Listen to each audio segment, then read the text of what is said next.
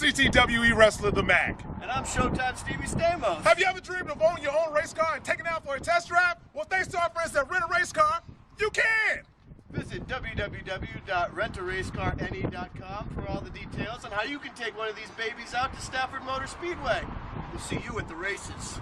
Touchdown!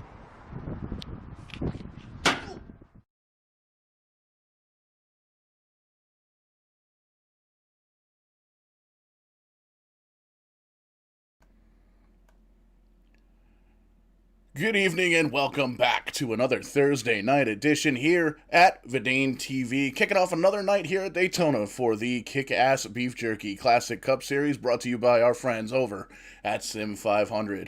Showtime Paul Strickland Jr. here in the production trailer, and right upstairs we got Kyle Young and Kevin England in the booth calling the action here tonight from Daytona International Speedway. Now we opened up at a very, very cool rendition there of the national anthem played by SIM500's very own Jason Barham, which is very, very cool.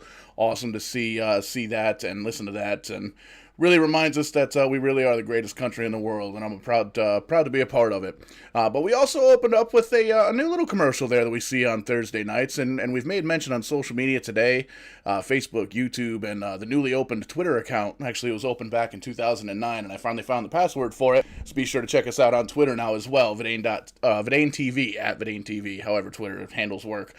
But I do wanted to make mention with the SIM500 Vidane Racing Championship, Super Speedway Championship Series coming up here, starting. The very first race is going to be November 14th, and it's going to run on Saturday nights, late Saturday nights, so you still have time to go out there and have a couple of drinks and do all kinds of fun stuff like that. We've already made mention that the schedule there popping up on your screen. The champion gets that very, very cool, very, very awesome, very custom, valued at over $400 championship belt. You can see the very bottom one there, won by Ian Plash back in 2014. 2020 champion Bolliard took home the white strap trophy there, the white strap belt, and this year's champion is going to come home with that red belt. Now, one thing that we haven't made mentioned yet, because we just found out about it not too long ago, I got a phone call from Gary Spinato Jr., owner of Rent a Race Car. He tells me that he wants to come on board as a series sponsor for that race, and just like the previous two champions, the winner of the SIM500 Vidane Racing Super Speedway Championship, it not only is going to get that very awesome custom belt, but they are going to get a free street stock now, a free street stock rental at Stafford Motor Speedway. You fly into the state of Connecticut, I myself will pick you up in my big blue Tundra from the airport. We're going to go right to the racetrack and make sure you fit in the car, get all the safety gear, fill the rocket ship up with the rocket fuel, and blast off the parts unknown. Very, very cool deal. We got to thank the friends over at Rent a Race Car for hooking us up one more time. And man, it's so cool to see sim racers getting into real race cars. We see it all the time. We see it here in the field tonight.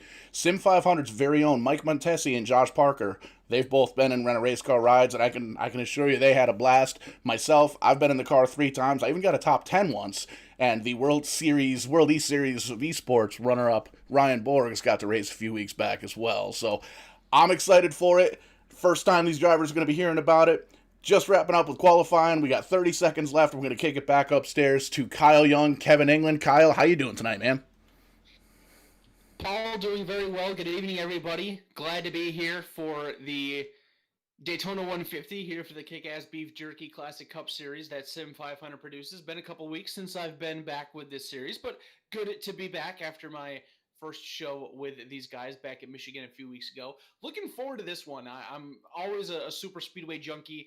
My first opportunity to get to see these 1987 NASCAR Cup cars on the super speedway.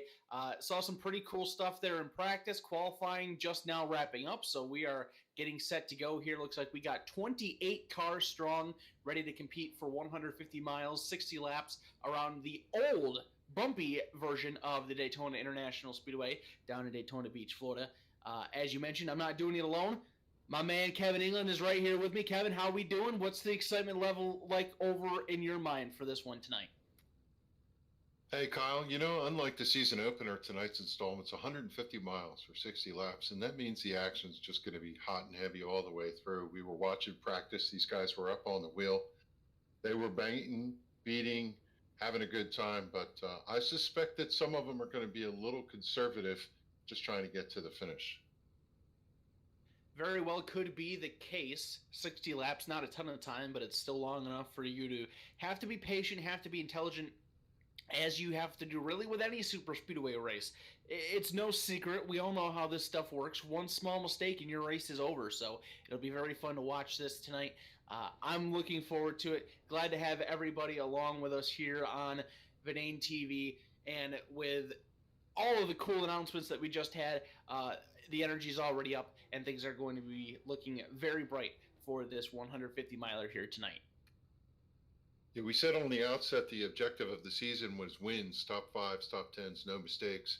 We're almost halfway through the season, and we have to see how things stack up. Tyler Dalton, Jason Barham, Cole Dutton, Tommy Ryan, they're your winners so far, but a couple of those drivers, a lot of top fives. This is a place where a driver can make an advance in the points. It really is a great opportunity for you to get an advantage and propel yourself even further towards that championship glory. But you also have to be careful because the very opposite thing can also happen here tonight. You can be very easily be an innocent victim into somebody else's mess, and it makes your championship fight just that much harder working through the remainder of the season. So obviously a great opportunity for success, but it's also a great opportunity for failure and to dig yourself a hole. Yeah, and I talked to a couple of these drivers. They know how perilous this track is. They know the high line is really difficult. They also know that the bumps and the car bottoming out make the driving difficult here. So they're all going to kind of keep their pace, keep their distance, and look to see where they could work. And don't forget, Kyle, you have the teammate factor when you come to the restrictor plate tracks. You're absolutely right. You are never alone. Well, at least you don't want to be alone at a racetrack like this. Got to count up your friends, figure out which ones are the strongest relationships to you and who can help you out in one of the most important ways here at the Super Speedway. So just about half a lap away from going green flag racing here tonight. Jason Barham, car number 99, you actually heard him on the national anthem just before we kick things off. He will start tonight's race from the pole. Mike Montesi in car number 7 on the outside pole. Tyler Dalton lines up in position number 3. Brian Macklin is 4th. Chad Coleman completing your top 5. Jeff Ryan starting in position number 6. Jimmy Coleman will line up in position number 7. EJ O'Rourke in position number 8. And completing your top 10 starters here just before we go green, the 6 machine of Corey Chester and the 22 of TJ Majors. 11th starting spot for James Somke. Reed Rundle in the 43 starts 12th. 13th is Robert Gillenwater in the 4. Will Crow in the 17th starts 14th. 15th is Cole Dutton. Scott Simley in the 12th starts 16th. Mike Kelly, leader in the points, starts 17th deep in the pack as the pace car pulls off. And we're about to get started here at Daytona. The green flag is in the air. The loud pedals being smashed through the floorboards, and the Daytona 150 is underway. Great start by the top 3. They've kind of separated themselves from the pack right off the bat. 2 cars down on the bottom side. That's Jason Barham and Tyler Dalton. Outside pole sitter Mike Montesi was the lone car on the top, and now he will drop down behind the top 2, fall in line at the bottom, and they work their way down the Daytona Superstretch for the first time here tonight. Big run for Chad Coleman in the 38, running 4th right now. He draws in on those top 3, running nose to tail as they enter turn number 3. Right through the middle, the bumps down the bottom are treacherous, so these drivers are going to tiptoe through turn number 4 for the first time. Coming around for lap number 1, who's going to lead it? It looks like Jason Barham was going to get it, and he is. He's just going to nose over Tyler Dalton, who's in 2nd. It's one of the fun aspects of super speedway racing. Having photo finishes, close battles at the line. You saw one there to complete the first lap. Just 18 thousandths of a second separating Jason Barham and Tyler Dalton. Now that outside line starting to build some momentum. Jason Barham still down on the bottom. Tyler Dalton leads the top side, getting a great push going down the back straightaway by EJ O'Rourke. Now O'Rourke going to jump to the inside and try to take the race lead for himself for the first time, and he does so, makes it look easy. And as he does move into position number 1, the caution flag is out for the first time, trying to see where exactly the trouble is. Looks like we have at least one car, and now a couple more piling in. Oh, yeah, we got a handful of cars. Oh, the 94 just goes upside down there late in that one. A handful of cars piled up at the bottom of turns 3 and 4. Not exactly sure how that one started, but we've got a plethora of drivers in there. The number 12 of Scott Simley is involved. You saw the 94 machine roll over there late. That was Todd Kirkwood. The 6 machine, I believe that is, of Corey Chester is involved. The 71 of that's John Zerke is involved. So a few drivers seeing their races get a little adverse here early on in the going, Paul. Absolutely, pulling up the old Kick-Ass Beef Jerky instant replay right now. And as always, be sure you want to get 19% off. Check out, use that promo code SIM500. Let them know we sent you. They let them know Verdane TV sent you with that promo code too. But loading that replay up, and we're going to take a look at it from the chopper view, find out exactly what went down. We're taking a look at the number 6 car, as you made mention, involved. And it looks like the 43, the 2, and the 6 kind of get together, spin around, big hit, flip over for the 6, sticks the landing. But then a bunch of other cars, looks like really nowhere to go for a lot of these drivers. We'll see if we can back this up one more time and get another shot at it. I'm going to take a look again at that Corey Chester machine of the number 6. Kind of way up here. You can't really see the numbers, but at least we'll be able to see all of the action. 43 just kind of spins around. You saw it before. And unfortunately, a lot of that racing lane was blocked out with those cars spinning around, so nowhere for these guys to go. A couple of guys doing a great job, though, hitting the brakes and trying to slow up. There's a few guys didn't quite get slowed down there, but a lot of big damage early on. I don't believe these guys have a reset. Correct me if I'm wrong, Kyle, but tough break for these guys back here in the back of the pack. You are correct on that, Paul. No fast repairs for these drivers here tonight, so some of them will be seeing their nights come to a close. One of them that we can already update you for sure, the number 2 machine of Cole Dutton. He is out of this event. He was one of the 2 drivers around the initial cause of that one. Corey Chester, now we have just learned that he has dropped the window net. He is climbing out of his number 6 machine. He was one of the 2 cars that flipped over in that event. Going to be quite surprised to see the 94 Todd Kirkwood continue on. He rolled over in quite a big way towards the end of that one.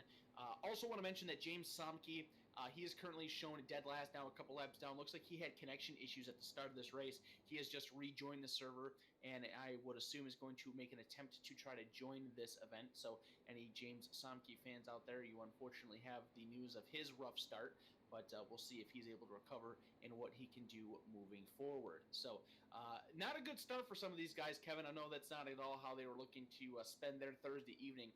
And as we were talking about just before we went green, great opportunity for you to advance yourself in the championship fight. But for these guys, this is going to put them at a little more difficult of a situation for the second half of the season.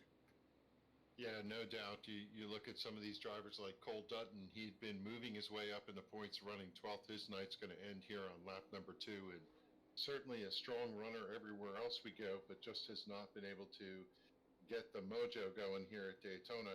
I was watching that bright yellow car. You could see that from our vantage point of Tim Wertman. He drove high, drove low, drove through the center, down to the apron, and drove through that wreck and got through. It looked cleanly. One of the only cars I saw that was able to get through and come out the other side unscathed. So the field has doubled up here. Quickie yellow, getting ready to go back to green flag this next time by.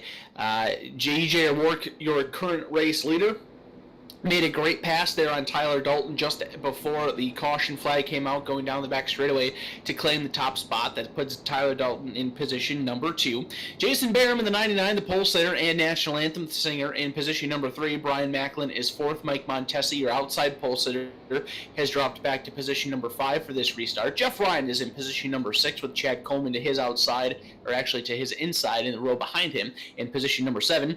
TJ Majors up 2 positions in the early laps. He is up to position number 8. Jimmy Coleman will be your 9th place restarter, and Robert Gillenwater in the number 4 completes your top 10. Let's see if we can get some green flag laps in this time, Kevin. 5 laps will be complete at the drop of the green flag. We will have 55 left to go in tonight's Daytona 150. Yeah, we were watching EJ O'Rourke in practice. He was driving so we say right on the edge. And the good news for him is he drove right up into the front of the field, and he's able to avoid all this. I'm not sure if that was the strategy or he's just wide open all the time, but he's going to bring us back to green as the pace car turns left, and it will be O'Rourke and Dalton. And O'Rourke, huge jump. Looks like Dalton slipped the tires a little bit. Big mistake by Tyler Dalton on that restart, going to check the entirety of the outside lineup, and he will lose a couple positions in doing so. The 99 of Jason Barham puts himself back in position number 2. Here comes the 7 of Mike Montesi underneath. He's got a small hole to fill up in front of the number 30, but Brian Macklin going to fill that hole and keep the number 9 Coors Light machine to the outside line. Drop him back another position out. EJ O'Rourke out in front. Starting to do what we see in today's Super Speedway racing a little bit. Trying to work the lanes, work the traffic, keep everybody behind him.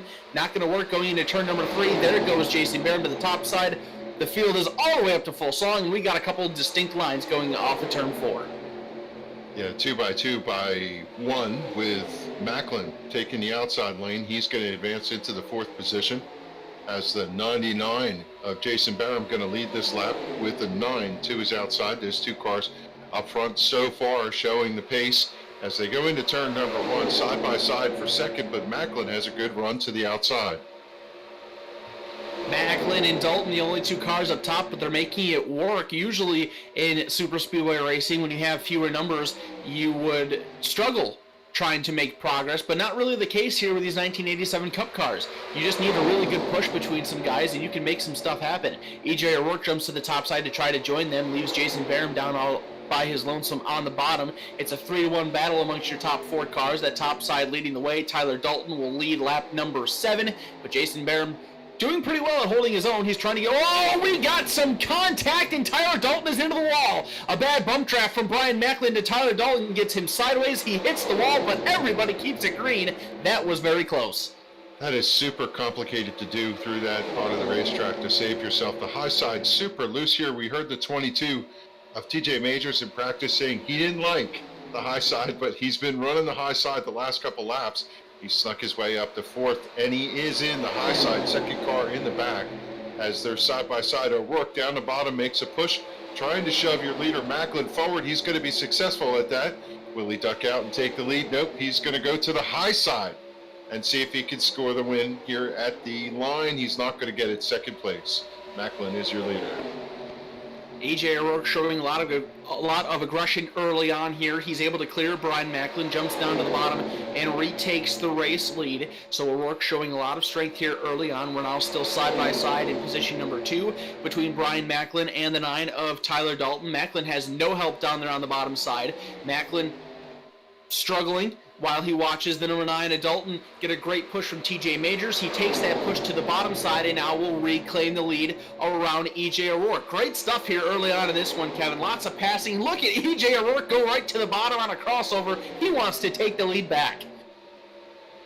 You know, all these guys running right behind EJ know he's exciting, but they're also watching which direction he's going in. He's got to give a nod to Ricky Hardin. He's up to 5th place from his 18th place starting spot, and he is pushing hard on the outside to see if he can come farther forward.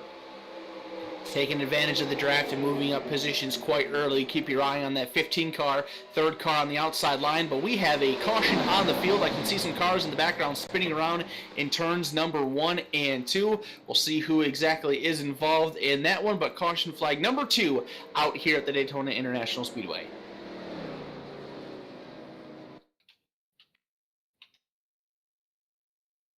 Yeah, so EJ O'Rourke is going to find the pace car here coming through the tri-oval, and everybody will take a collective breath. Caution number 2. This allows some of the drivers to come through, get organized.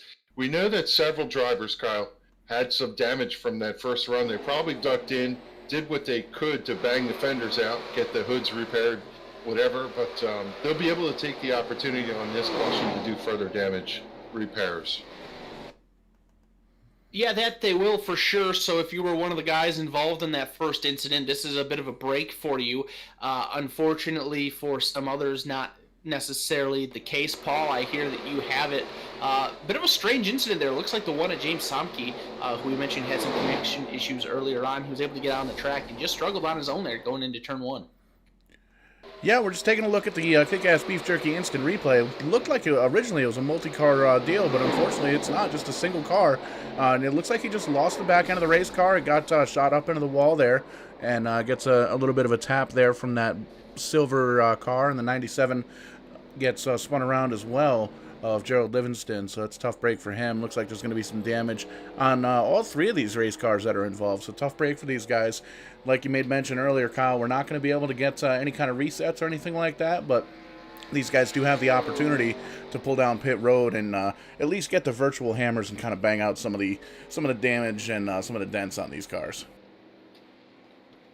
Yeah, not at all the night that James Somke wanted to have, getting himself on the racetrack. He was 4 laps down at the time of the spin, and it now has to deal with some crash repair to work through.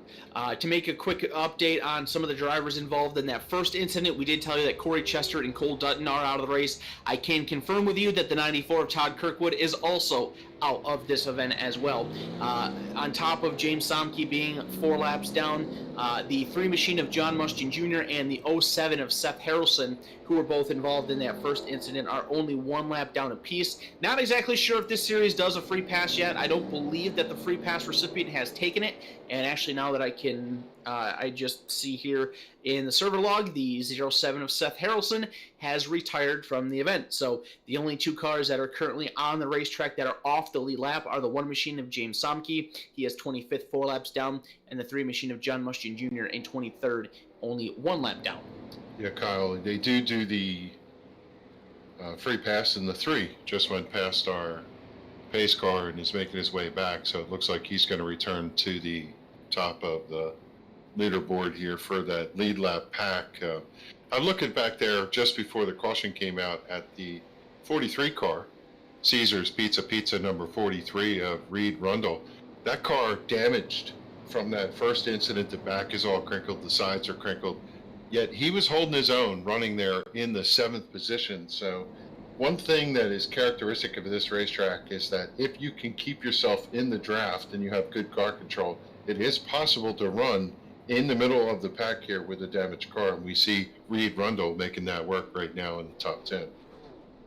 Reed coming in here tonight with a lot of momentum. He gained 10 positions last week at the Auto Club's.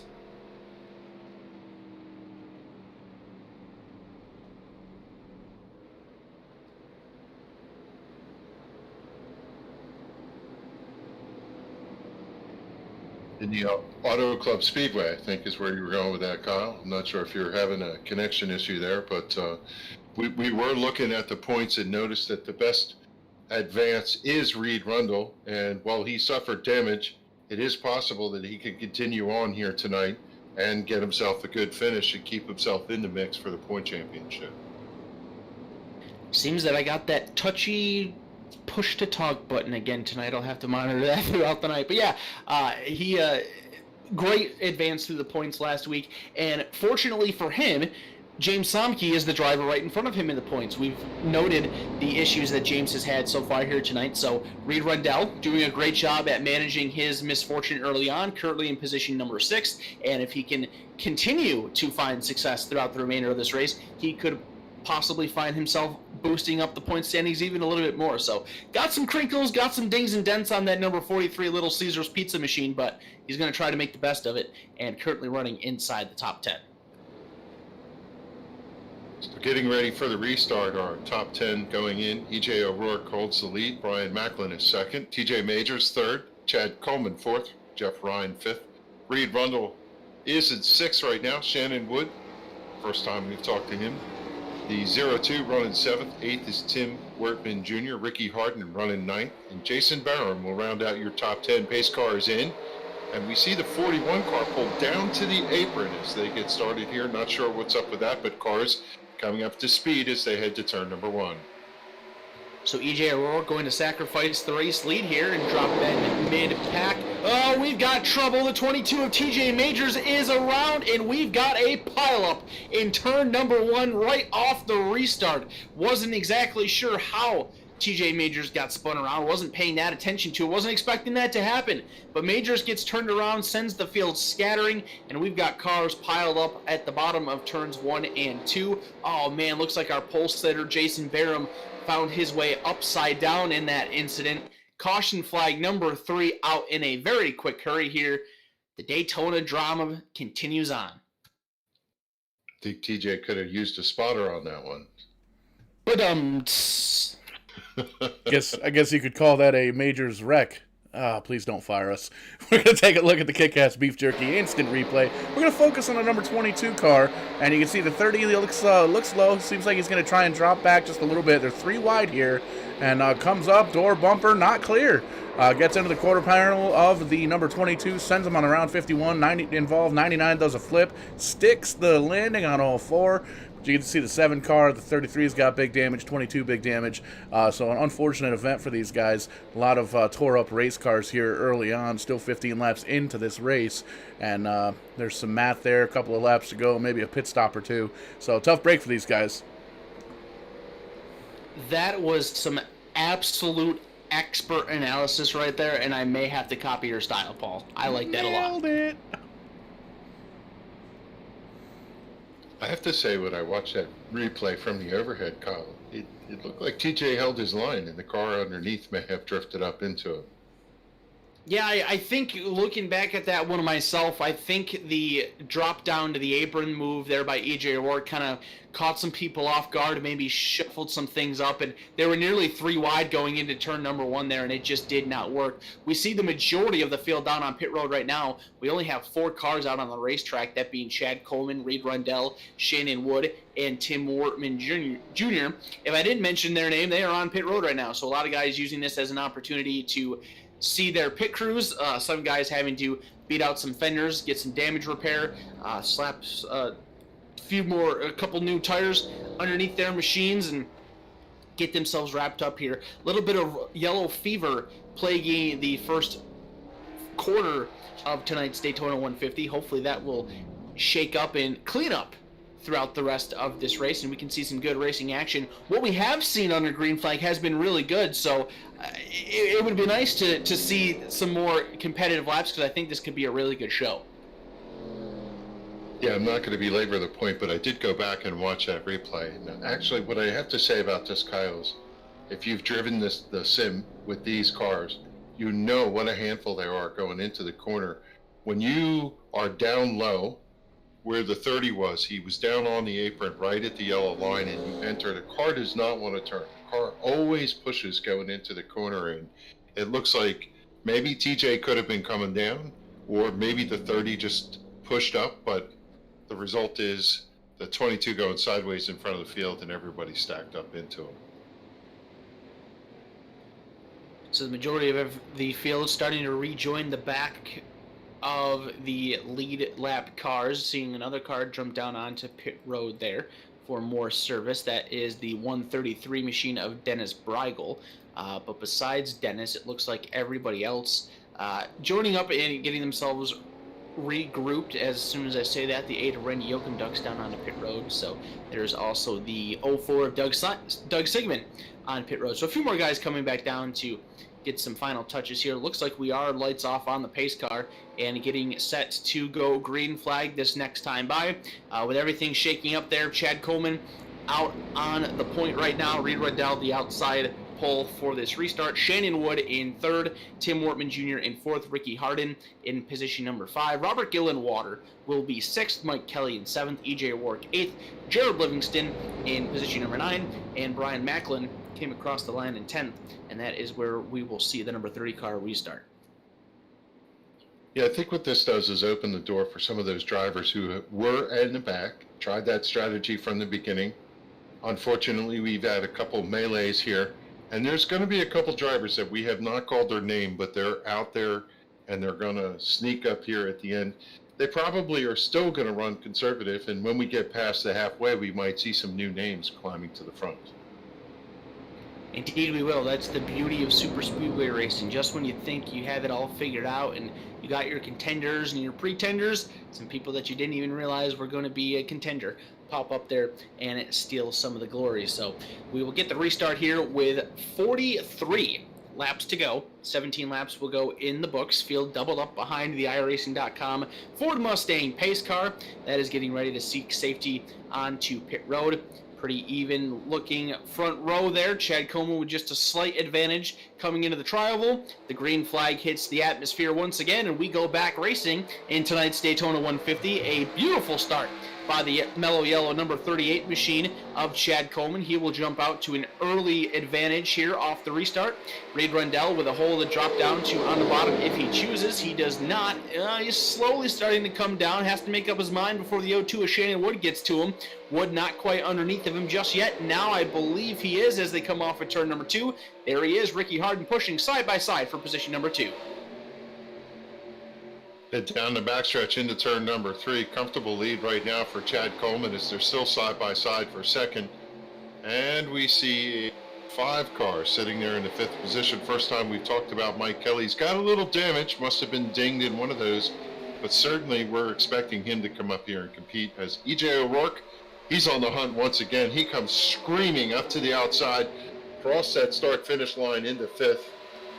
And now he's going to duck down low, and I would not be surprised if he's up there mixing it up with Coleman in just short order. EJ O'Rourke trying to figure out which lane is the best one that he wants to use at the moment. Currently running up on the top, ducked down in the middle of 1 and 2 there to the bottom side to try to sniff a draft off the 0-2 of Shannon Wood. And now that top side really working their way down the back straightaway good with great momentum. Reed Rundell drops to the inside of Chad Coleman for the race lead. He clears in the center of 3 and 4. Ricky Hardin right behind him, challenging Coleman for position number 2, while O'Rourke right on the back bumper of Coleman trying to get that outside line working once again. Lap number 19 goes in the books with the help of Ricky Hardin. Reed Rundell will lead it, but Chad Coleman right back up to the outside door panel of the 43. They'll enter turn number 1 side by side. Yeah, Coleman surges ahead. He looks in his rearview mirror and he sees the 41 of EJ O'Rourke. He's giving him the cold trickle wave, remember me? As he comes into second, just like we talked about. It only took him a scant lap or so. Hunting the lead here. He's right down the back bumper, pushing through the straightaway. I wouldn't be surprised if he ducks out here to the bottom, and he is going to do just that, contesting for the lead. EJ O'Rourke, he wants to go to the front. We're seeing almost like a conveyor belt style, or like a revolving door style with this race for the lead, Kevin. These guys building the runs on the outside, they push each other by the leaders, and once that second car clears, he drops down to the bottom and takes the lead. We just saw that happen in turn number 3 once again with EJ O'Rourke. Now the majority of the cars running on the bottom side of the racetrack, only 2 cars up top, and right now you can see it with all those extra cars, that bottom side doing a great job. Shannon Wood and Chad Coleman struggling without the help, but here comes EJ O'Rourke to go right back up to the top side. Chad Coleman going to get right up on that back bumper, and on the bottom side you got Reed Rundell and Ricky Hardin pushing strong, and Rundell will go to the race lead. I cannot emphasize how hard it is to run the bottom here at this racetrack. The track waves, it bumps, it bangs. The car's literally banging out. You hear the thuds as it hits the racetrack and the sparks coming off. It is complicated to stay down low, yet it is the fast lane around.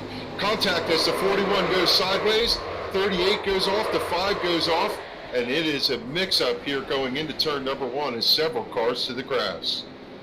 Just as Kevin's talking about the challenges of this racetrack, they come out and bite one of a couple of our top competitors in tonight's event early stages. Contact between the 41 of EJ O'Rourke and the 43 of Reed Rundell sends the 43 into the outside wall, the 41 spinning. Not exactly sure how the 38 of Chad Coleman spun around there, maybe just to avoid it. I can see the 5 machine also involved. Ricky Hardin got a piece of it. Man, what a tough break there for Ricky Hardin.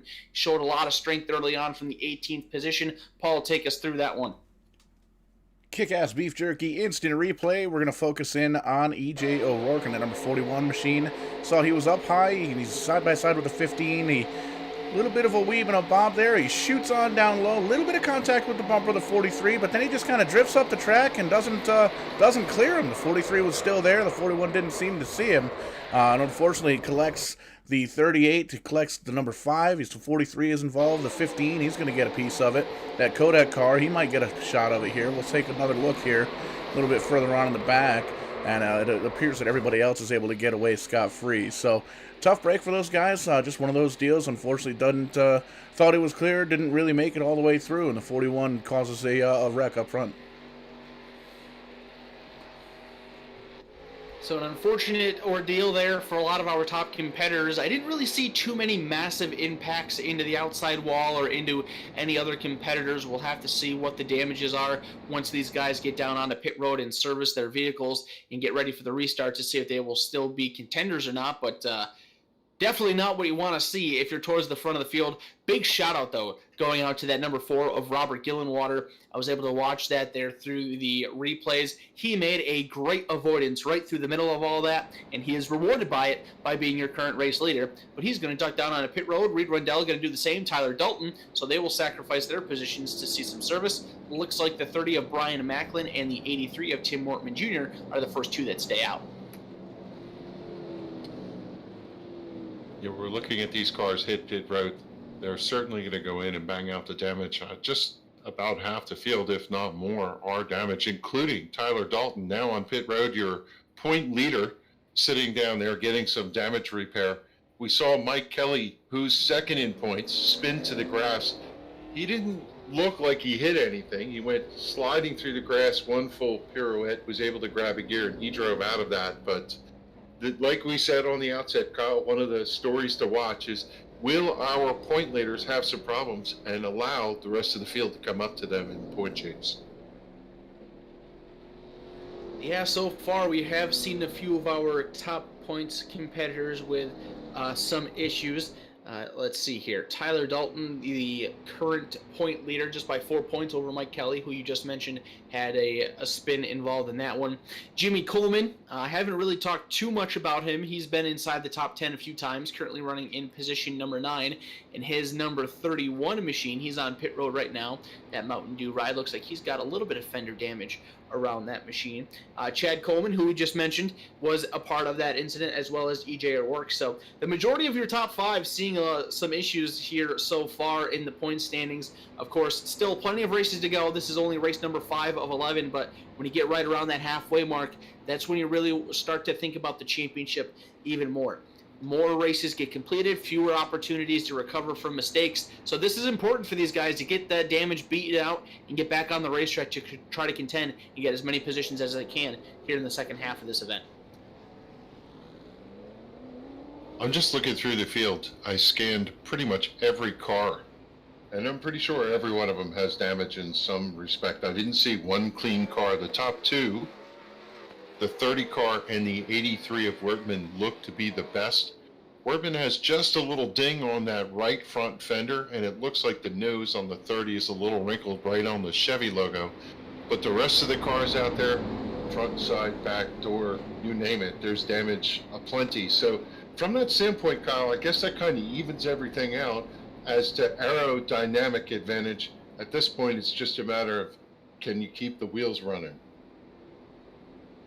Indeed, I very much agree with that analysis. We'll have to see what plays out here, and really haven't had too much of a big test for some of these guys with the damage because we haven't really had a nice lengthy green flag run just yet. So I would assume that as we get more laps ticked off and these guys kind of get a little bit more into a rhythm, get into a more consistent pace, that those damages could play more of a prominent factor once they do that. So having these caution periods for those guys that do have early damages, it's a benefit. They get down on the pit road to get some repairs and hopefully get that car in better shape so that way they can compete and contend here in these final 35 laps.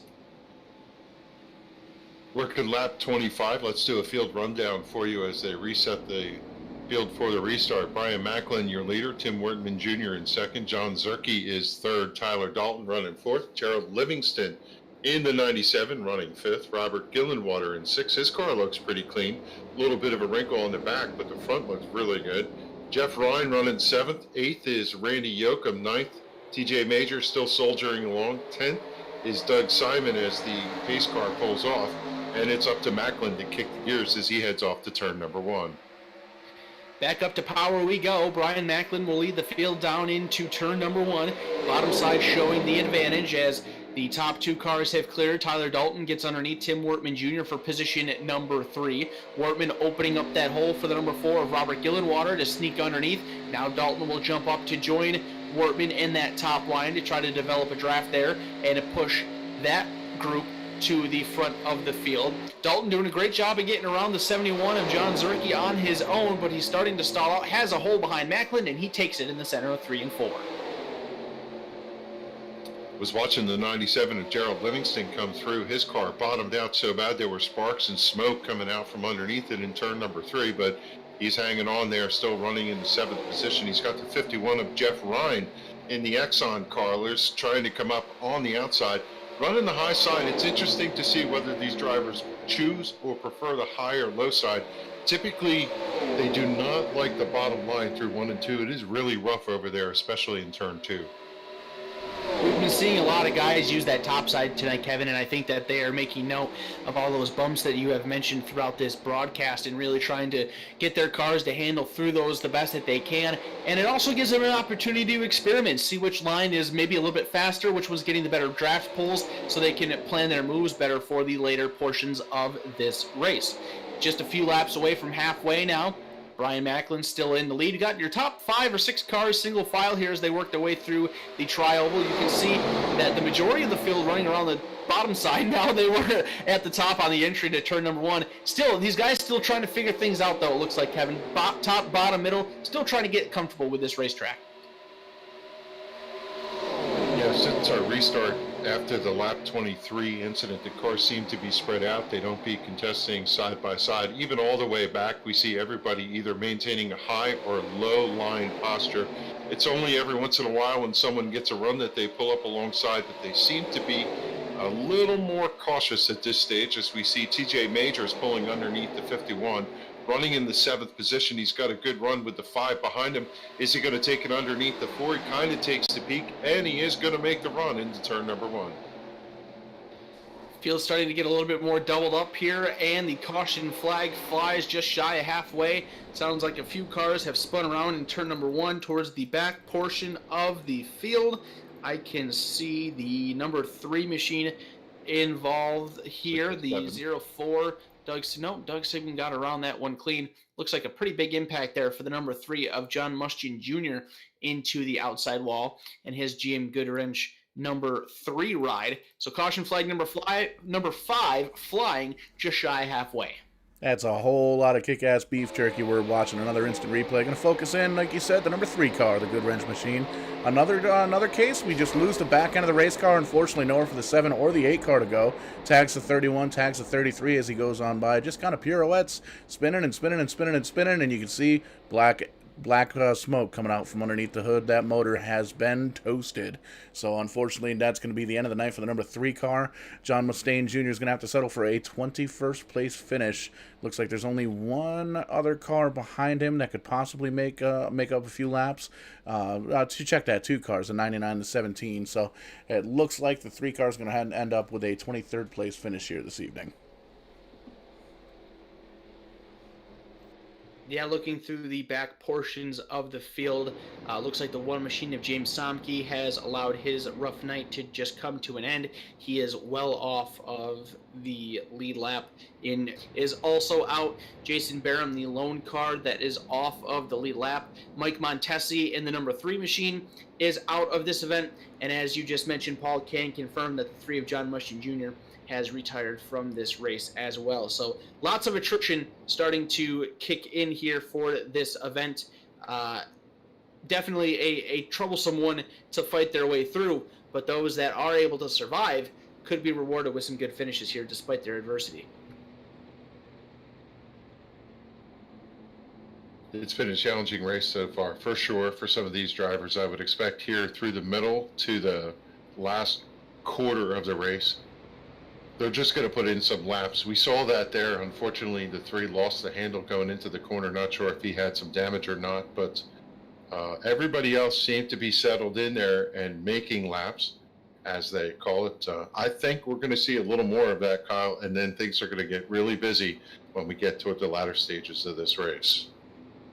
Oh, without a doubt, the closing portions of these super speedway races are always the most exciting. They're always the most treacherous, too, because any give and take that you were experiencing throughout the race is no longer. It's all about take, and you're not going to be giving anything unless it has something to do in a benefit towards your finish. So will be very interesting to see what these guys are able to do in the second half of this race. Great opportunities, as we've been mentioning, for these.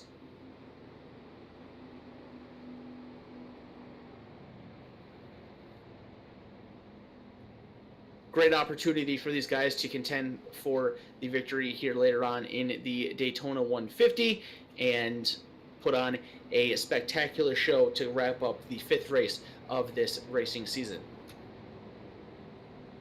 Well, the drivers certainly don't like to see the cautions. Some of them are appreciative. We look at the 99 of Jason Barham. He just got the free pass, is going to come back to the lead lap. He's 6 in points, and he wants to get out of here with some gain, not some deficit, and this is going to put him, re-rack him back into the lead lap car, so that should give him an opportunity to see if he can get up there and gain some valuable championship points.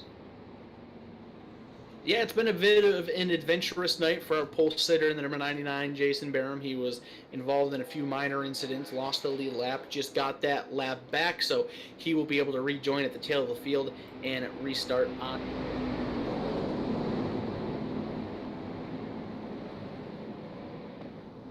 I think, Kyle, when we talk about this stage of the race, we're past halfway. It's a good time to pick our potential winners here, and I know that the 41 caused an issue up front there and tagged a couple of our strongest cars. The 38 and the 5 making their way back, always a threat to win. I'll let you have the pick. Who do you think is going to pull the win off here tonight? Well, you set the stage up very nicely for me, but I'm not going to do it. I'll leave that one for you if you want. I'm going to take that 30 machine of Brian Macklin. That car looking very strong at the front of the field, still pretty pristine, very clean-looking number 30 ride. I think he's going to have something to say here towards the end of this thing. Been looking pretty good up front thus far, and I think that Brian Macklin will do his best to make it. Yes, he would be the 5th different winner in the first 5 races of this season. I'm going to go with an interesting choice because I just like how wide open he's all the way. I'm going to go with E.J. O'Rourke. I'm going to look to see if the 41 can pull off the win here tonight. How about you, Paul? Oh, let's see. You guys took both of my top 2 drivers. I was going to go with Macklin, an unsponsored machine, but I think right now, off the wing, I'm going to go with the number 5 car, Mike Kelly, see if he can bring it home in victory lane.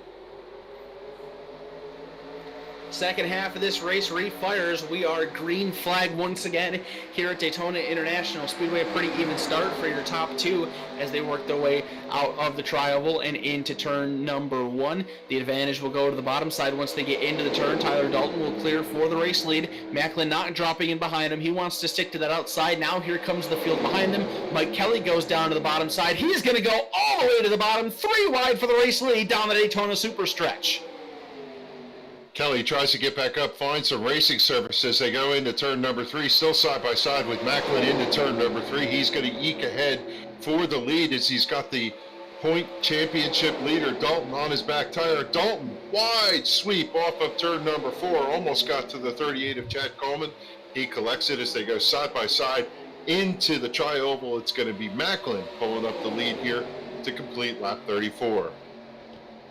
Brian Macklin returns to the race lead. Chad Coleman right behind in position number 2. Coleman has seen his fair share of issues tonight. You can see the damage on the left rear corner panel of that machine. Now you ride on board with the 71 of John Zerke looking up towards the top 4 cars as he's trying to figure out which lane he wants to work with. He's currently down on the bottom side right going into turn number 3. Look at that speed, 212 miles per hour inside that number 71 machine. These guys are absolutely flying around Daytona.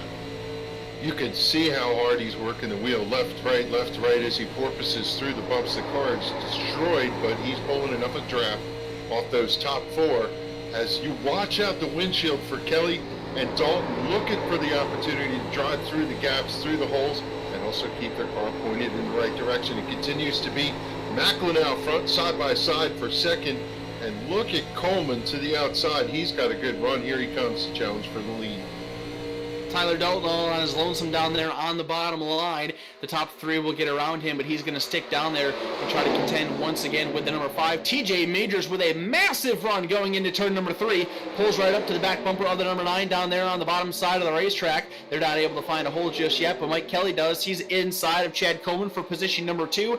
At the stripe, he's got the position, and he wants more. Looking to the inside of Brian Macklin for the lead, trying to do it all by his lonesome. TJ Majors joins down on the bottom, but he's a good 7 or 8 callings behind Mike Kelly, that Levi Garrett, number 5. Oh, a bit of a wiggle there in the center of 1 and 2. That'll cost him a little bit of momentum, and Brian Macklin will pull ahead with a great push from Chad Coleman. Chevy Monte Carlo leads Thunderbird and Monte Carlo going into turn number 3. I'll tell you what, Mike Kelly is hunting the bottom there on the yellow line, but he's got his hands full. I thought he was going sideways there. What a skill is that car, working the suspension. Incredible driving by the number 5 there. There's O'Rourke pushing to the outside, and he's shoving TJ Majors to 4th. The majority of the field single files out, and now TJ Majors pulls to the inside. He's got the help from EJ O'Rourke to challenge for position number 3. They make quick work of Tyler Dalton. They get right up to the inside of Chad Coleman for position number 2. They got the advantage coming off of turn 2. They're looking to the inside of race leader Brian Macklin, who keeps his allegiance to Coleman on the top side. Now Mike Kelly will join those 3. 3 on the top, 3 on the bottom going into turn number 3. The advantage goes to TJ Majors. He takes the lead and moves up to the top in front of Macklin.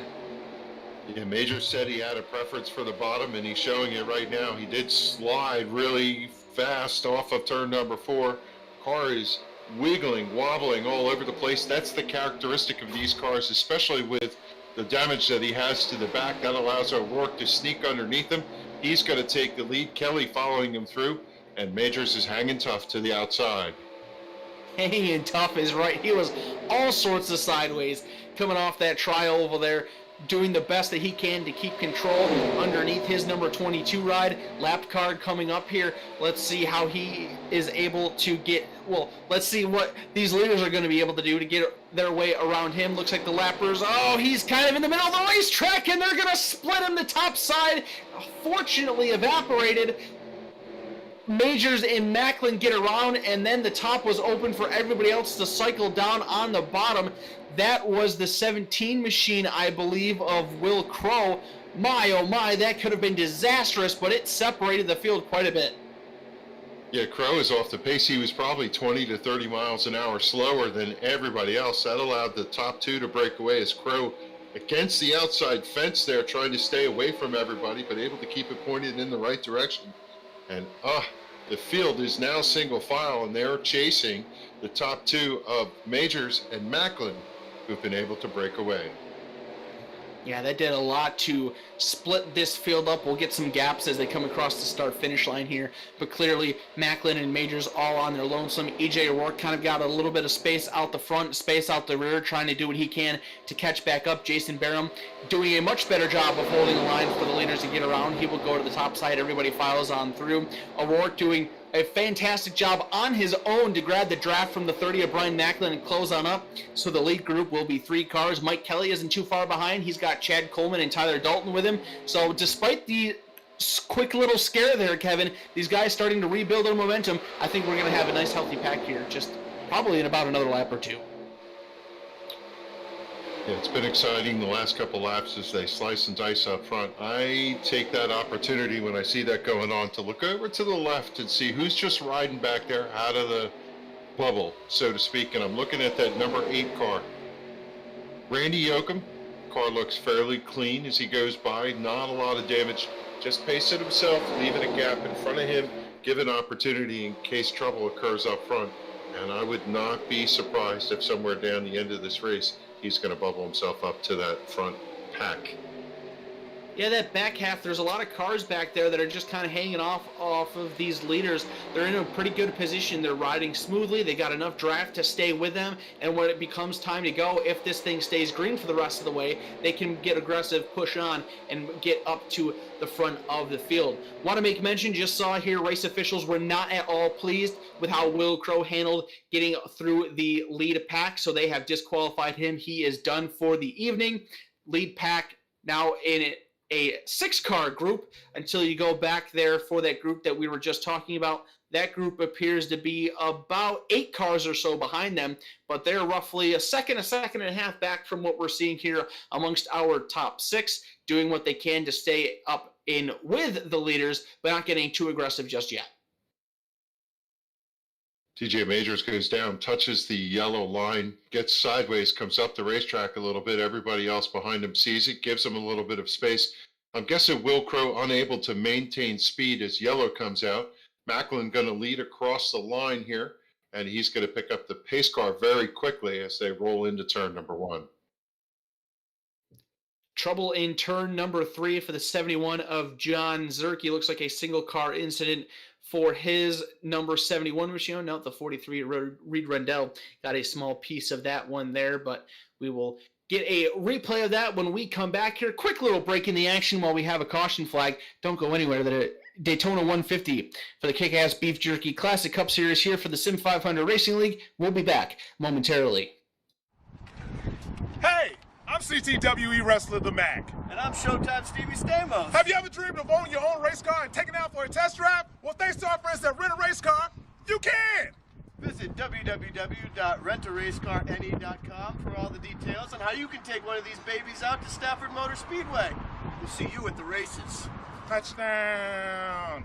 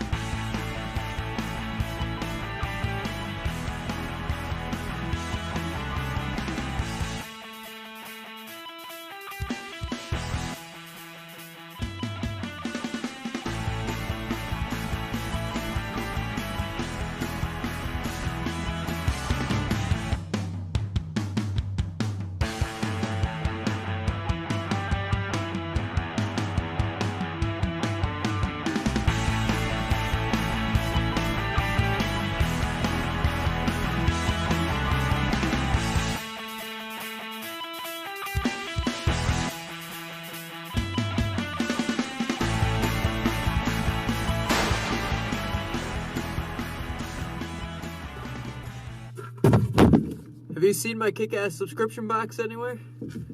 Oh, there it is.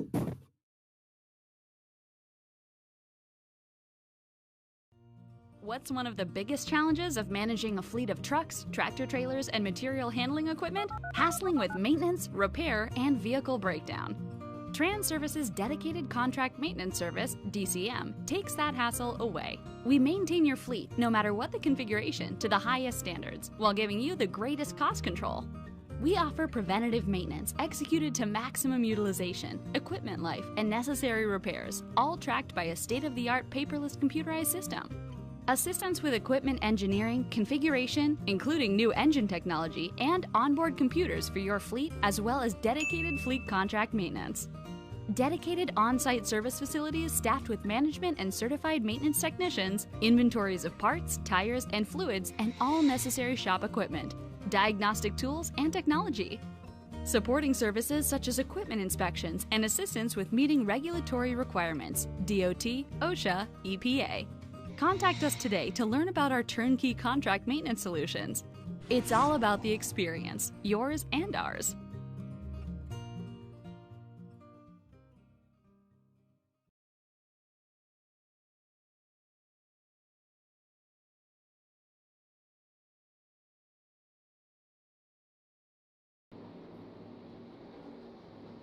Welcome back to the Daytona International Speedway, where we are currently double up and getting set to go back to green flag racing in the Daytona 150 for the SIM500 Kick-Ass Beef Jerky Classic Cup Series, the 5th race of this 11-race season. It's been a bit of an interesting race, to say the least, Kevin. We've seen some very aggressive and very wild racing. We've seen that come to an unfortunate turn with some caution flag issues, but it's just going to get better. I really think it's going to get better. This stuff has been insanely entertaining to watch. We will have 15 laps to go in this race. Once the green flag flies, it's only going to get more exciting as we get closer to this finish. Yeah, there's another dynamic that forms here in the game. The weather is going through a transition. Right now, the lights are on. We can see the lights on the pace car.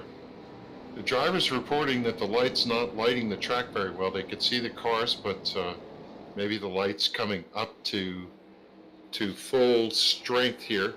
It's cloudy tonight, 76 degrees Fahrenheit, track's running 79. It's going to get cooler, and that should help the grip a little bit as the pace car turns left, but a beautiful sunset off of turn number 2. Back to green flag racing we go. Bottom side with a great restart. Brian Macklin pulls into the race lead with a nice advantage. TJ Majors shoving that number 30 out to the front. Tyler Dalton leading the top side, struggling just a little bit there. He's going to go side by side for third with the 5 of Mike Kelly, who running down underneath of him, trying to get around. And we've seen Mike be very aggressive so far here tonight. He'll be one to watch in the closing stages of this race. You know, he's going to try his best to go for the victory. And now you ride on board with the number 5 of Mike Kelly as he looks up at the door bumper clear number 22 machine of TJ Majors working around the bottom side of the racetrack.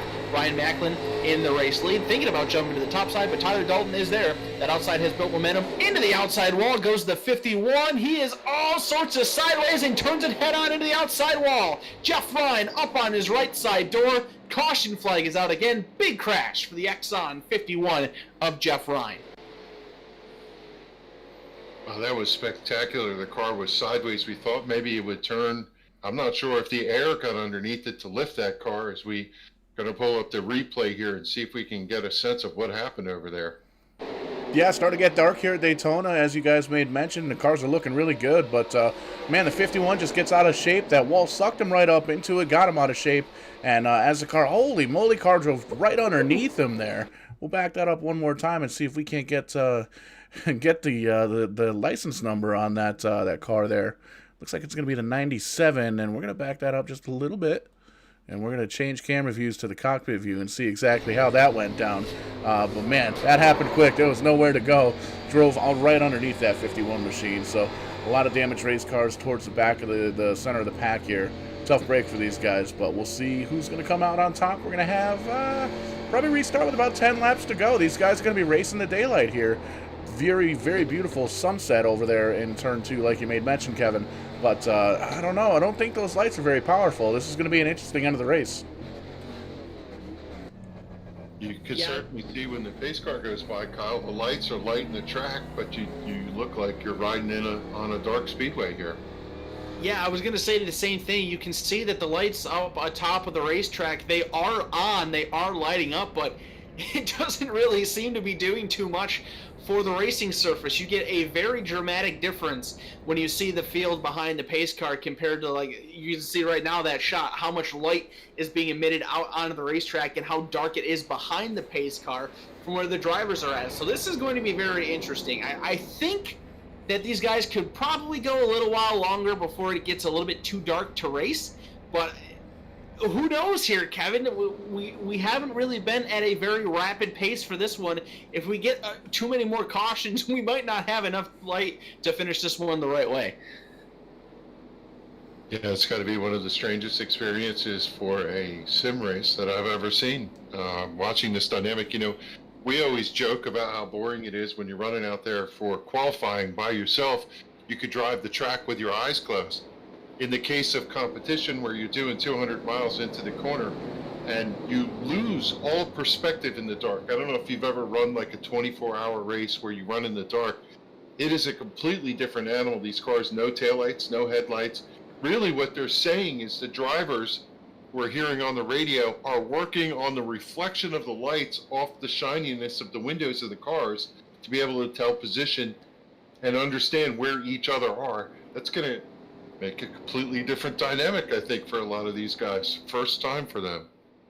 Yeah, without a doubt, this is going to be a very wild conclusion to our Daytona 150 here tonight for the SIM500 Kick-Ass Beef Jerky Classic Cup Series. I don't believe these guys have had to deal with this variable yet in the 4 previous races this season. So a bit of a unique challenge here for race number 5 at the old, rough, bumpy surfaced Daytona International Speedway.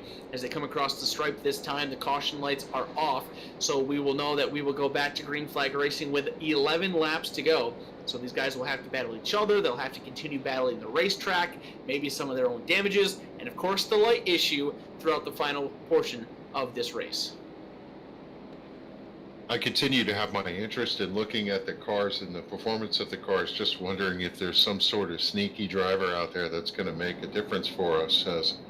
Yeah, you can see from that camera shot as the cars drive underneath the lights, the reflection as they go underneath each light makes the cars almost twinkle in the dark here off of turn number 2. But Doug Sigmund, sorry about that, in the number 4 car, the Busch throwback car, that car looks very clean, and he's been riding in the back. You have to wonder if he's got the power to come through and make a difference. Yeah, I think at this point, Kevin, if you've been riding around in the back like we saw during that lengthier green flag run before we had a couple of these cautions, how they were hanging off about a second from the big pack, I think it's about time to get rid of that strategy and start moving your way up through the field and getting in contention for this race win. 11 laps to go when we go green, running out of time, running out of daylight, so I think that, you're really going to want to start getting up on the wheel and get towards the front of the field. We hear System Administrator Ricky HARDIN talking to the drivers, just coaching them through what their assessment of it is, but I'm positive that the drivers are not going to pull off and call this a race. Sim racing equipment, you do not worry about damaging, you just do a reset, so they're going to be pedal to the metal here as the pace car pulls off and leaves the field in control of Brian Macklin. Brian kicking through the gears, he's going to jump through. O'Rourke jumps into second, Tyler Dalton in third, and Chad Coleman giving chase in fourth as they come into turn number 1. They're not really up to full speed here, Kyle. They're still going through the gears as they roll through the apex. Bottom side seems to be the place to be at the moment, but E.J. O'Rourke going to the top. Big wiggle there as it gets to the very outside of turn number 2. Macklin tried to block him, and that opened up the bottom side for the number 9 and Tyler Dalton to take advantage. He has drafting help for the mellow yellow 38 of Chad Coleman, and those two cars will rocket their way to the front of the field underneath the 30 of Brian Macklin. Look at all those sparks. You get a really good viewpoint of those now that it is getting darker as they bottom out through the bumps here. Flagger going to show them 2 handfuls, 10 laps to go in the Daytona 150. 2 Thunderbirds to the outside, 2 Monte Carlos. Flip that. 2 Thunderbirds to the inside, 2 Monte Carlos to the outside. And the Monte Carlos tuck nose to tail have a faster draft as Macklin out front with E.J. O'Rourke providing the steam from behind as they roll off to the backstretch. It's pitch black out there. I don't know how these guys are seeing what they're seeing. I guess if you're out front, you know what's in front of you. But, man, anybody else mixing it up, that's got to be very interesting. It's interesting from my vantage point, Kevin.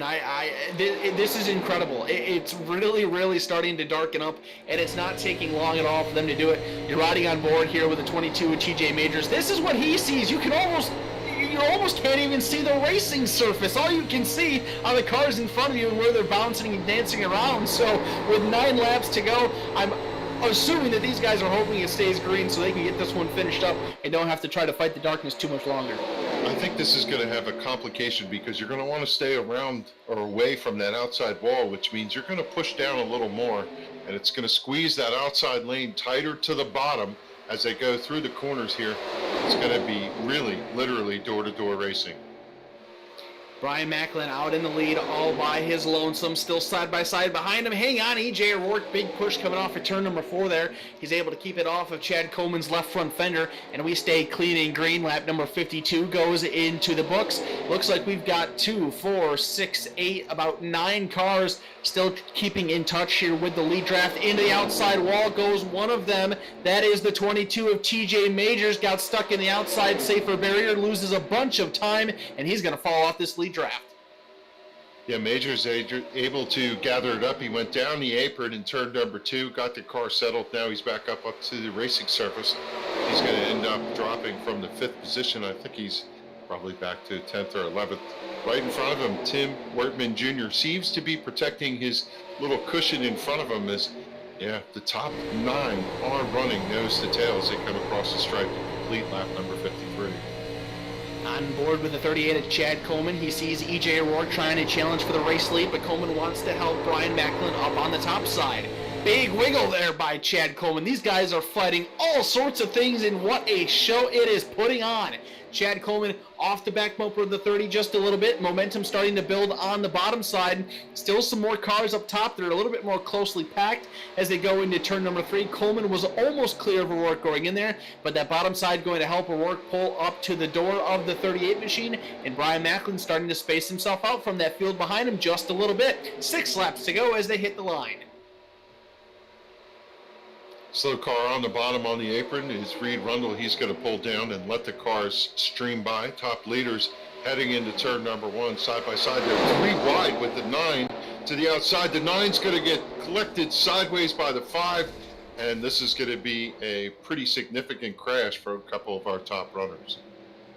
He got aggressive trying to make a move, and it did not work. Tyler Dalton crashes. The 5 of Mike Kelly goes upside down. The 15 of Ricky Hardin also getting a piece of that one. So the caution flag will fly with just beyond 6 laps of racing left to go.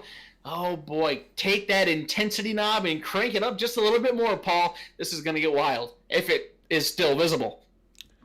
Kicking up the intensity like the flavor of Kick-Ass Beef Jerky. Be sure to check them out, kickassbeefjerky.com. Taking another peek here at a Kick-Ass Beef Jerky instant replay. And here at Vidane TV, we like to call these replays as we see them, so we're going to do just that.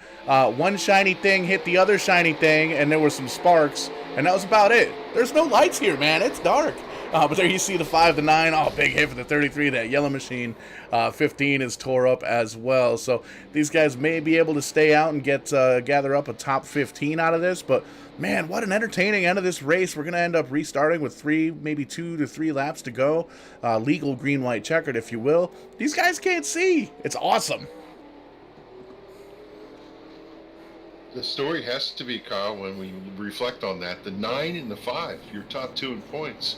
And sitting back there in 9th, just kind of pacing himself out of that bubble, was a Mountain Dew number 31 of Jimmy Coleman. He's running 9th, has the opportunity to get a big point here, point night tonight, if he can keep the car clean.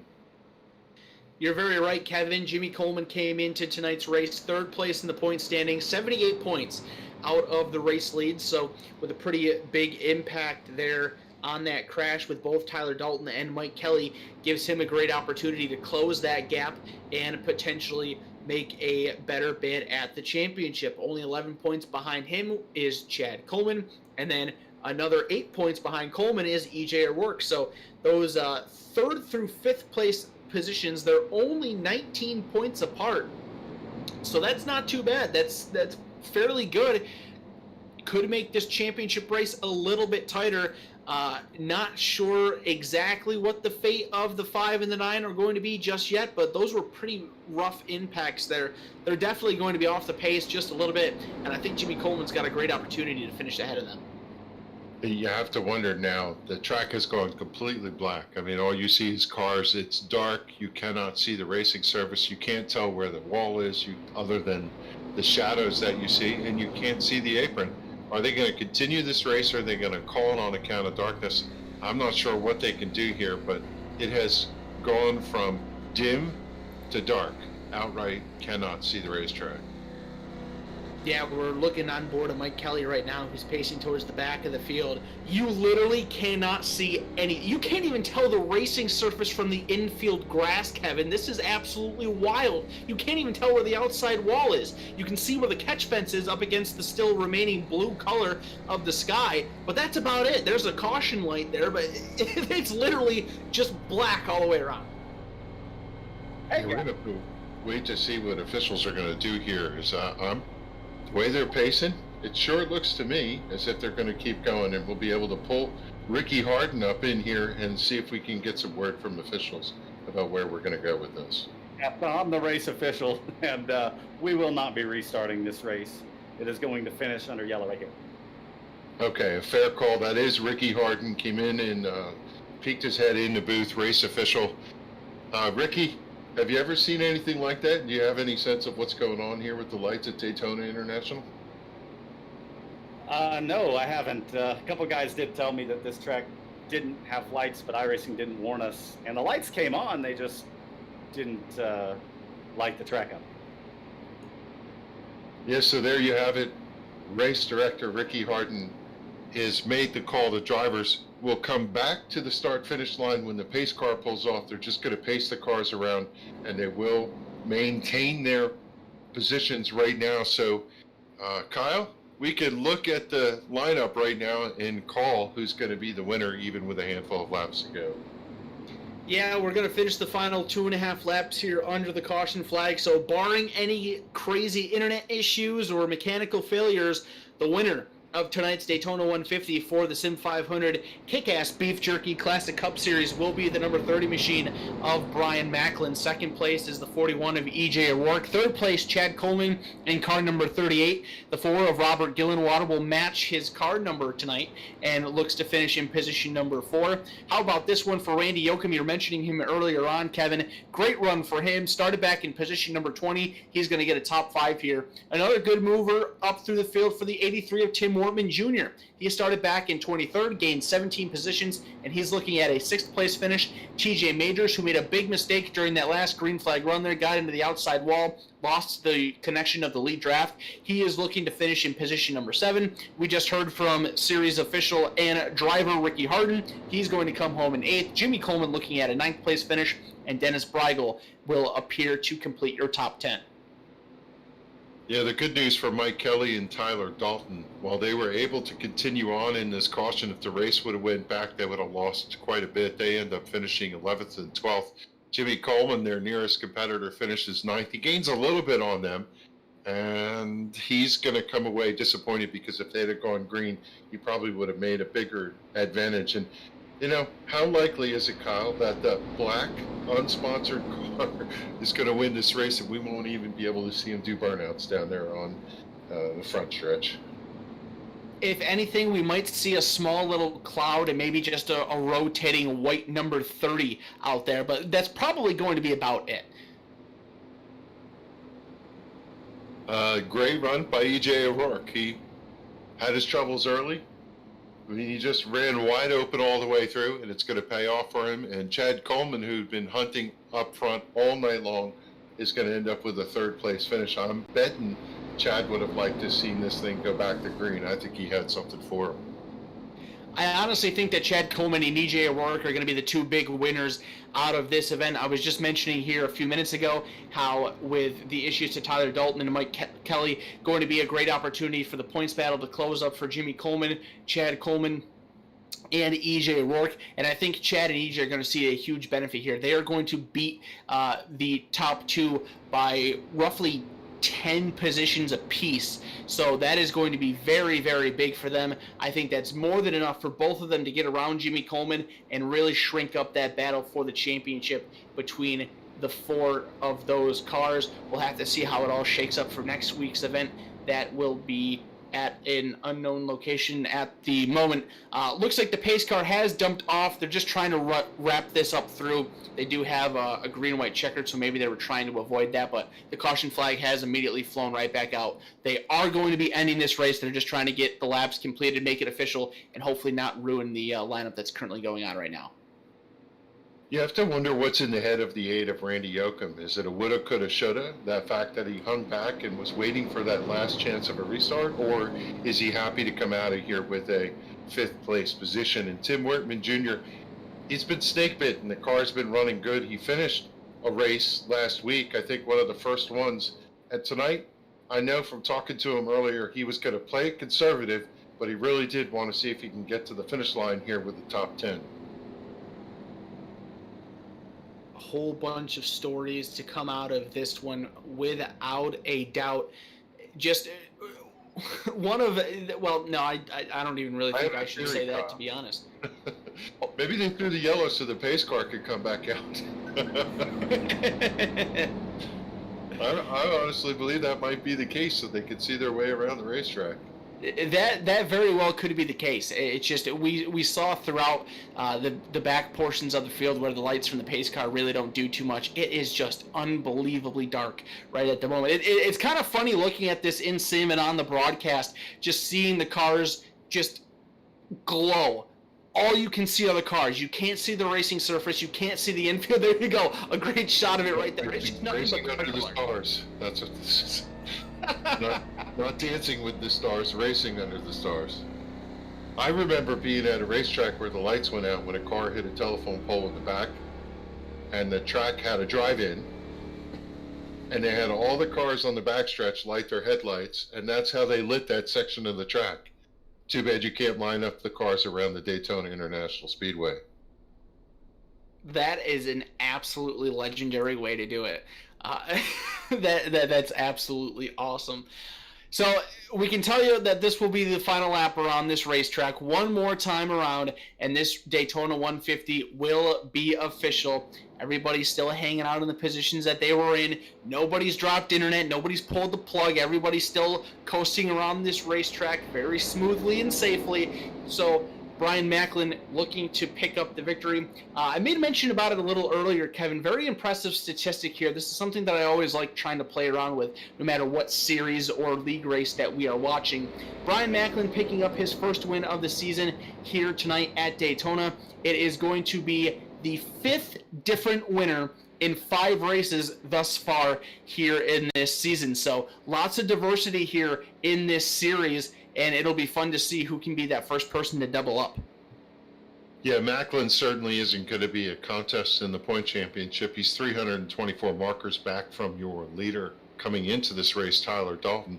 He has 1 top 5, 2 top 10s, but now he has a W in the win column, and that's bragging rights. You know, it's tough to win against this stout competition. Even with 11 chances to do it, it is complicated. Some of these drivers are so fast, and anytime you could come away with a win, well, that's going to be something you're going to talk about for the rest of your season. Especially with this win coming in this fashion.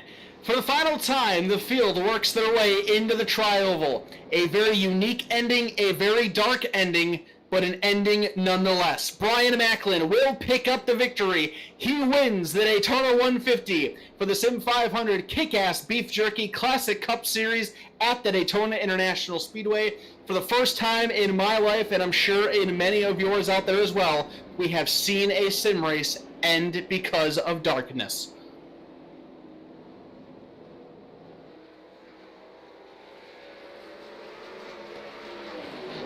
This race is over. Brian Macklin is going to gingerly find his way over to victory lane. As you can see your top 10 on the screen here, and you see what the advantage was, although that's irrelevant. E.J. O'Rourke, an exciting race for him. Trouble, but he's able to parlay a 2nd place finish. Chad Coleman 3rd, Robin Gillenwater 4th. Robert, I think he missed a couple races, Kyle, but he's excited to be back here. I was racing with him, I think, in the Friday night SIM500 Midnight Series, and had a chance to listen and hear his process of running Phoenix. And he's an exciting driver. I expect to see a lot of him as the season comes on. Yeah, this being start number 2 for Robert Gillenwater tonight, did not have a wild run in his first event, so picking up his first top 5 finish here tonight in just his 2nd start on the season. Always good to see a story like that, a guy that's not necessarily racing full-time or having a very big impact on the points championship for himself, able to come up through the field and give himself a solid finish. He started back in position number 13, so he went up 9 spots en route to his 4th place finish tonight. I'm sure he is extremely excited about that run and looking to build up some momentum heading into the next race. Yeah, I have to give a shout to our producer. See if you could pick up the 38 there, as he was coming back to the line after the race was over. He got tagged and did a barrel roll, and thankfully this is sim racing, because I think that one is a 12. It's past 10. It's a 12th car barrel rolled about 50 times there. That's pretty exciting to see, especially in this dark shot that was extremely unique. Well, I kind of had to do it feeling my way around almost like a mummy with my arms outstretched, but I have been able to find where victory lane is throughout all of this dark madness, and I'm down here with the race winner of the Daytona 150 tonight, Brian Macklin. Brian, this has been absolutely nothing quite like I've seen. I'm sure this is going to go down as one of, if not the most unique and wild victories of your sim racing career. Take us through this one for us. Well, first of all, I've been racing for almost 15 years, and I can honestly say I have never ran one where it went into the pitch black like this. That was wild. I figured out about 15 laps into the race that this was going to be a very real possibility because this version of Daytona never had lights, and they set up the server for the wrong time. But I thought we might be able to get to the finish if we didn't have that many cautions. But, man, it was wild. They told us with whatever 8 or 9 laps to go that was going to be the last restart, and so it became very important to try to keep your track position, stay up front, and it was so hard to see. I was really just kind of judging myself off of the lights that I could see reflecting off of the cars going around the track. I could not pick out where everybody was at and what lane they were in. I was just doing whatever I could to just pray that I was in the right spot at the right time. And it's honestly, it's probably the most fun I've had on here in a very long time.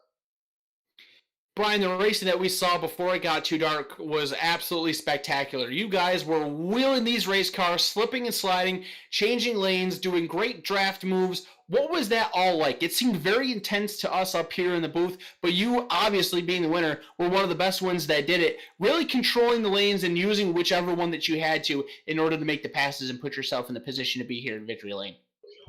See, I love speedway racing like this, and with this car and this package in particular, you can really race in a different way than you can if you bring one of the current NASCAR vehicles to Daytona or Talladega. You can actually move around and control the lanes and kind of work the draft a little bit more, and that makes it a lot more fun because you can see the runs coming from behind and know that you need to pull up and try to block them and actually be able to do something with it, where with the current Cup package or any of the other cars, you pretty much have to let the guy go. If he gets a run, you got to let him go. So it was fun from that perspective. It was very intense, as you mentioned, but it was also a lot of fun.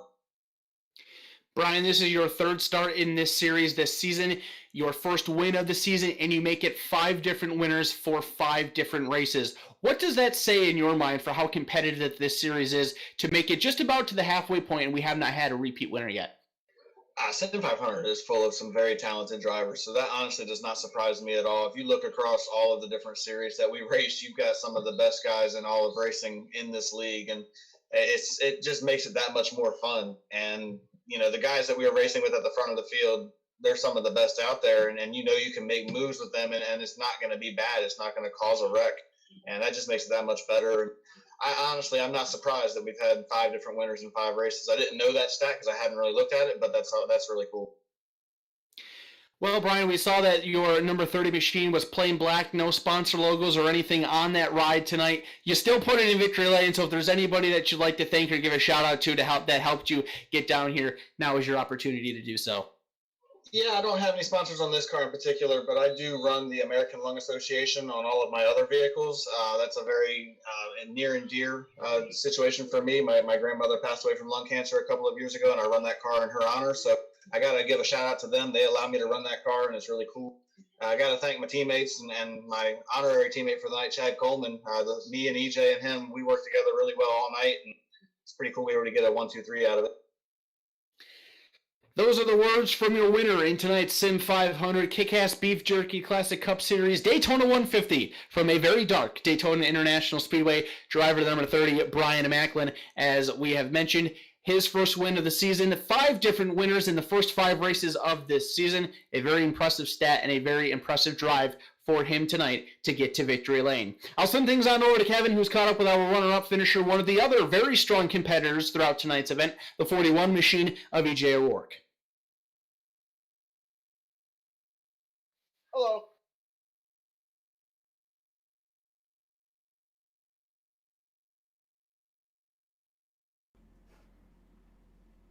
Oh, yeah. Hold on a sec. Thank you very much. I have to thank the Daytona International Speedway that gave me a flashlight, and I've been able to find EJ here in the dark. EJ, we've been watching you all season. I have to say, watching you race is a little like catching lightning in a bottle. You seem to drive with a passion and a take no prisoners approach. Tonight was no different. You were pretty exciting out there. Oh boy, I don't know how I feel about that one. I like to have fun. I don't like to cause a mess. I got up into read there a little bit at lap 20, 22, and spun a few people out. I don't think anybody really got totaled in it, but I never like doing that. Yeah, each week we see you running as hard as you can. You're always up there in the front. You're still in the hunt here, 5th place coming in, and this is going to help your point championship. But the win eluded you. Were you looking forward to a restart here, or are you happy that the lights shut the system down? Well, we really wanted to win, but we also did not want to cause another crash. We won the last plate race in Talladega, so we wanted to win Daytona, but it is what it is. P2 is good. Brian's my teammate, so to lose to him is okay. I'll take that. Yeah, 1 win, 2 top 5s, 2 top 10s for the season, and a 2nd place finish going into Michigan next week. And how about it? Have you ever seen anything like this, racing in the dark? Yeah, that was crazy. It wasn't too bad until about the last 5 or 6 laps. I mean, you kind of see the yellow line, and kind of see where the fence was, but the last little bit right there, you couldn't see a thing. We're just basically driving off the reflecting lights or the reflecting numbers off Brian's car. Yeah, the producer was showing a shot of you going into turn number 1, and you clipped the apron, and the car drove all the way up to the fence, but you were sideways and held on to it. And yeah, I have to say, it's dark here. I'm surprised we don't even hear crickets. So EJ's 2nd place finish in what has to be one of the most unusual racing experiences in the sim world. Anybody want to say hello to? I just say thank you to Glenn at Trans Service. I really appreciate him for sponsoring me this year. Really looking forward to 2021. I feel like being Trans Service and the 41 team could really go out next year in 2021 and get the Trans Service Chevrolet 3 championships next year.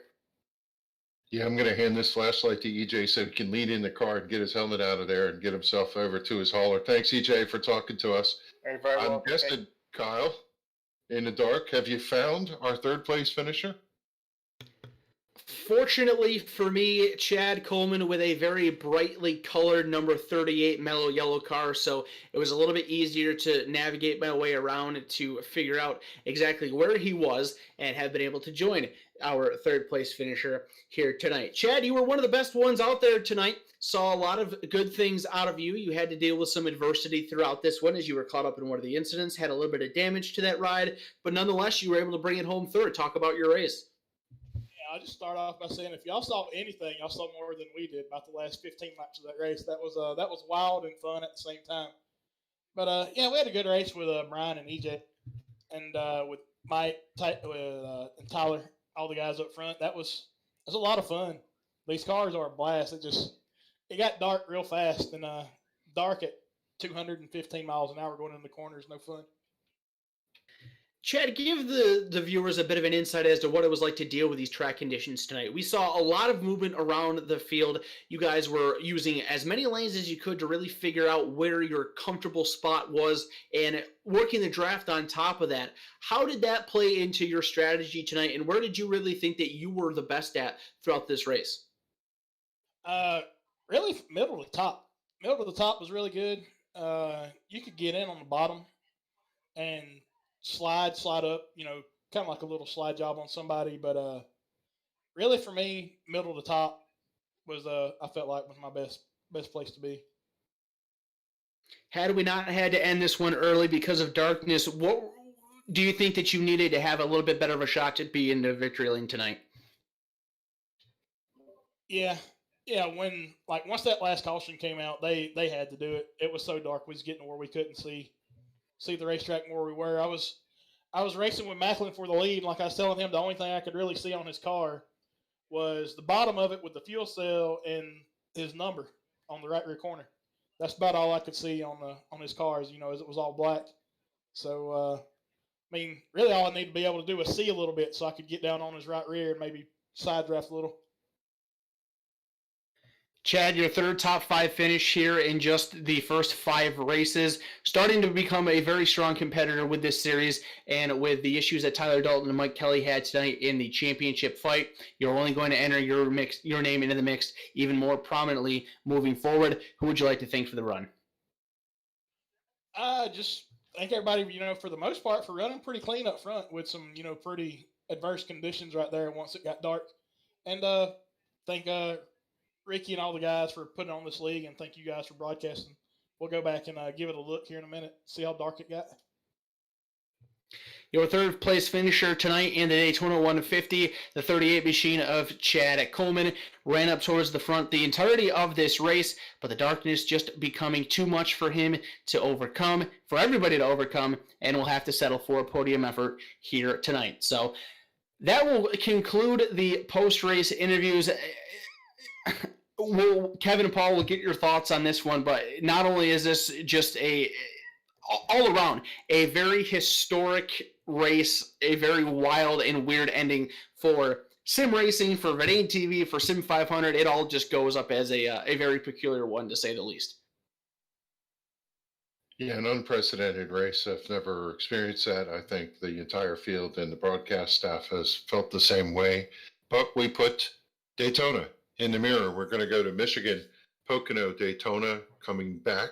Hopefully we'll have the lights working November 19th. Then we run to Atlanta and finish the season out with Talladega and, if it's possible, Coca-Cola December 17th. So we still have a lot of racing left, Kyle, and I'm looking forward to this second half of the season. If the first half has been any indication, the second should be spectacular. It really should. These 1987 Cup cars really puts things into the driver's hands, makes the racing insanely exciting. The racetracks that these guys are racing on also allowing some very entertaining racing, and that should continue on through the second half of the season. And of course, as we wind down the season, the points championship going to become a factor to keep our eyes on and create more excitement for those races as well. Paul, we'll turn things over to you to get your thoughts on this very weird race and wrap us up here and bring us home to conclude our coverage of tonight's show. Yeah, you guys alluded to it. Man, that's the first time I've ever seen anything like that. We've seen a lot of road racing. Kevin made mention earlier on a lot of the longer 6-hour, 12-hour races where you go through that light cycle, light to dark and back, and man, it's tough. There you see somebody drove by. It looks like there was some smoke coming out of that car. But pretty cool little experience here, and a lot of these drivers being able to tell us what they saw was a little bit different than what we saw. It sounds like from what Chad Coleman was saying there in the mellow yellow 38 car, he was able to see about nothing. So we were able to see at least some of the cars there. A lot of flash bulbs going off in the crowd. But taking a quick peek right now, the upcoming events, the schedule here at Verdane TV, and you can check that out, verdane.net/events. Check it out on your phone, your computer, tablet, laptop, whatever you got. Next Tuesday, we're back here, Verdane TV, RBR Maritime Group. 2 races left in their season. They're going to be running at 8 o'clock Tuesday night. Wednesday, the NEPSBet All-Star Race, the New England, Pennsylvania iRacing Series. Those guys are going to be running a doubleheader All-Star event. And that's going to be pretty cool, doing a live invert of the field for that second race there. So that's going to be pretty cool. And the next Thursday night, back here for the SIM500 group, for the Michigan 150, and then the RBR Maritime Group Championship night, November 10th. That Tuesday. And also the Thursday there, the little special event there at Stafford Motor Speedway, Teddy Christopher, Mike Stefanik Memorial Race. That's going to be a cool one. You don't want to miss that. Right here on Verdane TV as well. And speaking of not wanting to miss it, November 14th is when we kick everything off for the SIM500 Verdane Racing Super Speedway Collaboration Series. You already knew about the championship belt. It's the third one we've done. Ian Plash won the first one. Jerry Bulliard won the second one. Can you win the third one? $20 gets you in for the entire season. And just announced today, I got the phone call from Gary Spinato, the owner of Rent a Race Car, based out of Berlin, Connecticut. They rent street stocks at Stafford Motor Speedway, the actual Stafford Motor Speedway. Told me that just like the last 2 championships we've had, the winner of that championship, the SIM500 Verdane Racing Super Speedway Series, will get a free street stock rental at Stafford Motor Speedway. Fly yourself into the state of Connecticut. I'll pick you up at the airport in my big blue Tundra. We'll grab some dinner. We'll head over to the racetrack. We'll grab some lunch. Then we'll head to the racetrack. And we're actually going to do a champion versus champion grudge match, as because of COVID-19, Jared Bulliard wasn't able to jump in the car this year. So he's going to jump in next year. We're going to have a Verdane Racing night, Verdane Racing Sim500 night at Stafford Speedway, and it's going to be something pretty special. But that's going to wrap it up here for us tonight. Check us out on social media, YouTube, Facebook. We fired up the old Twitter account at Verdane TV. Check us out over there, and Twitch as well, Verdane Racing TV. We're going to wrap everything up. We're going to take the weekend off. We'll be back here Tuesday with the RBR Maritime Group. For myself, Showtime Paul Strickland Jr., for Kyle Young, for Kevin England, and everybody here at the SIM500 Network, thank you all for coming, letting us come into your homes, and be sure to post the pictures of all the viewing parties that you've had using the hashtag VidaneTV to join the conversation. But we will catch you guys on the flip side. Have a great night. Hey, I'm CTWE Wrestler The Mac. And I'm Showtime Stevie Stamos. Have you ever dreamed of owning your own race car and taking it out for a test drive? Well, thanks to our friends at Rent a Race Car, you can! Visit www.rentaracecarne.com for all the details on how you can take one of these babies out to Stafford Motor Speedway. We'll see you at the races. Touchdown!